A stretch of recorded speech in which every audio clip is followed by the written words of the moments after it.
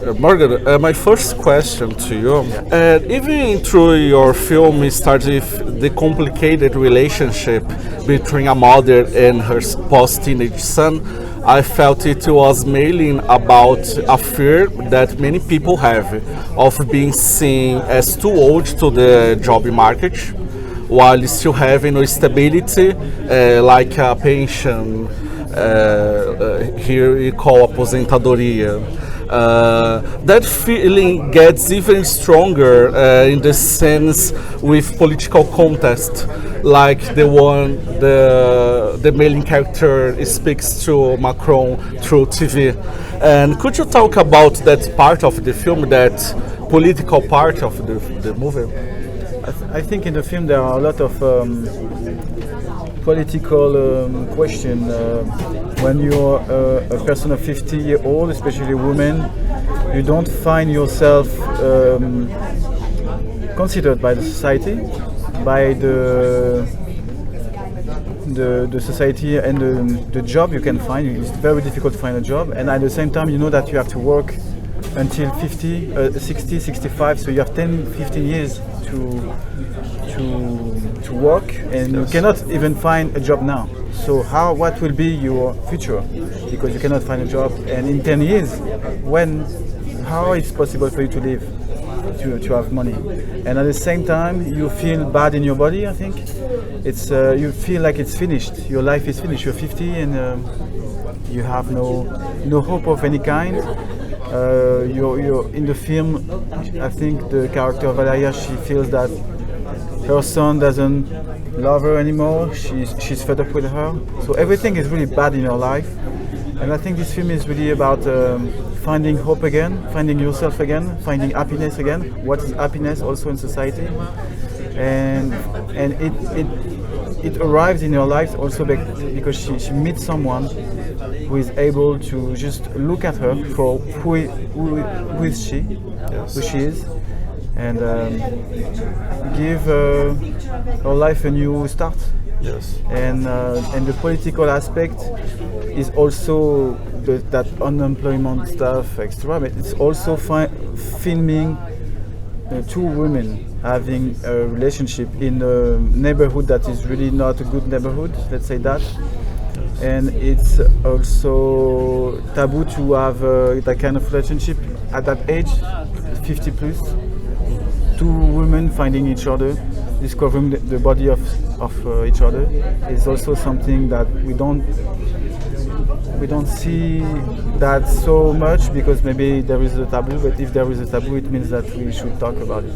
Yes. And I thought it was also portraying the life of this woman, who is a mother, is also a way to give more courage, confidence, mm-hmm, it's like a tribute to also that kind of character, and especially because it's a bit like my mother. Speaking about your mother, you dedicated this film to your mother, and since you are the only writer of the script, it's hard not to wonder how autobiographical the film might be, even if it's not presented that way. How much of the fiction is inspired by the real life, the reality? Well, I guess it could be a 50-50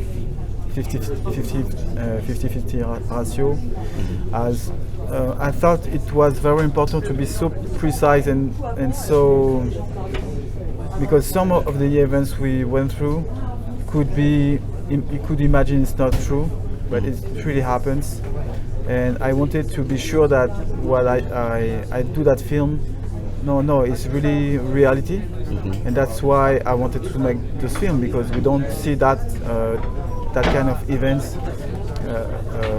in films. Mm-hmm. And then of course creating fictions, which is a necessity, a relief also for me, for the audience.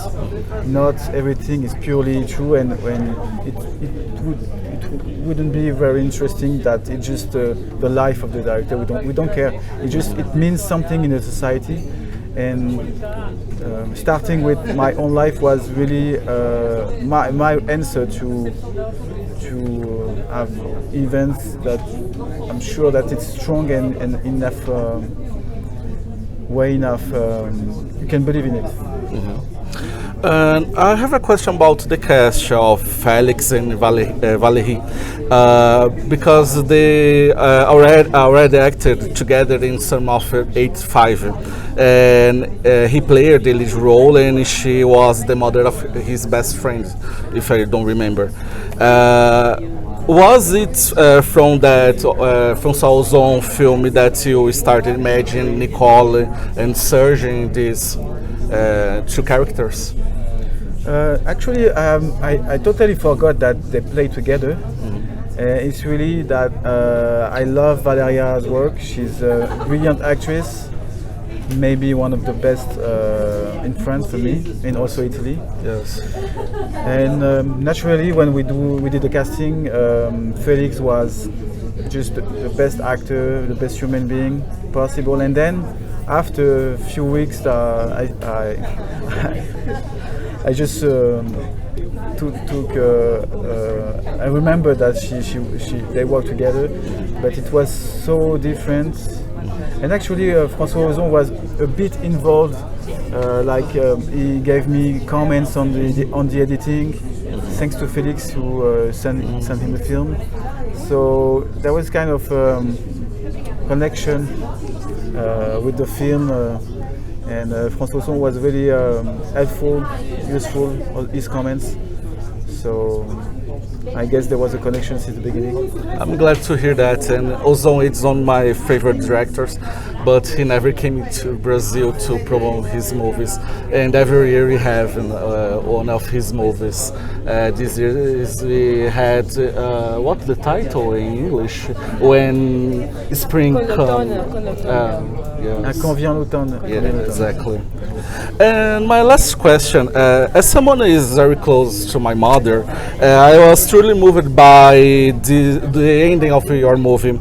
When you captured that moment with Valérie in close up, do you also get emotional set, or are your focus more in technical details behind the monitor? Most of the time I had a distance with everything. I remember two moments. There was a moment when Valeria, during Christmas, she says to her son all the beautiful things she feels for him, like you're going to be someone, you're going to succeed in your life. And it means like you're going to be successful as I haven't been. At this moment I was very touched. And I'm still when I'm saying that. And also the very end of the film is the very end of the shooting. I like to shoot most possible in the order of the shooting.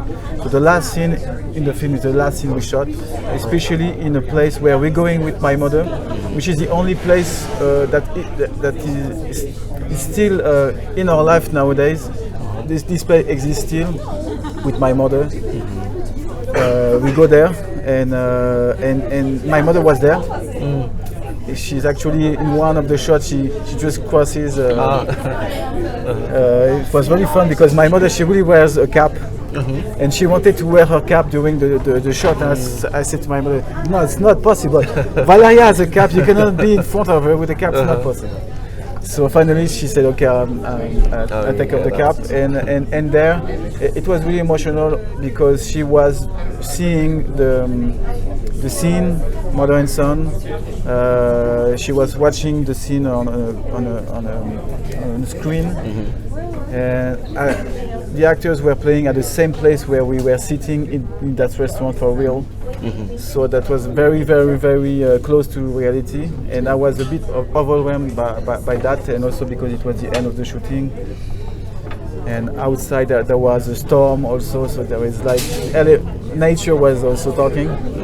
And yeah, on those two moments, I felt emotional. But the rest of the time, I think I had enough distance to talk about this and let things happen, and not saying to the actors, "Oh no, I live that moment this way, so play it this way." No, I never say that.